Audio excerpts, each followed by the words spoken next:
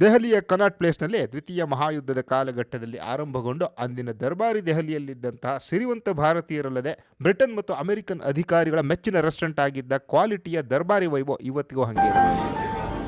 ಗೋಡೆಗಳ ಮೇಲೆ cannot ಪ್ಲೇಸ್‌ನ vintage ಫೋಟೋಗಳನ್ನು ಆ ಶ್ಯಾಂಡಿಲಿಯರ್‌ಗಳ ಹೊಂಬಳದಲ್ಲಿ ನೇತಾಕಿರೋದನ್ನ ನೋಡಿಕೊಂಡು ಹಾಗೆ ಪಿಯಾನೋ ವಾದ್ಯಕ್ಕೆ ಕಿವಿಗೊಡ್ತಾ ಈ ಆಂಟಿಕ್‌ಗಳ ಮೇಲೆ ಕಣ್ಣಾಡುತ್ತಾ ಹೋದಂಗೆ ಗತಕಾಲದಲ್ಲಿ ಕಳೆದು ಹೋಗ್ತಿವೆ. ಇವತ್ತಿನ ದಿನಗಳಲ್ಲಿ ಈ ರೆಸ್ಟೋರೆಂಟು ಉತ್ತರ ಭಾರತೀಯ ಮತ್ತು ಆಂಗ್ಲೋ ಇಂಡಿಯನ್ ಖಾದ್ಯಗಳಿಗೆ ಹೆಸರುವಾಸಿಯಾಗಿದೆ.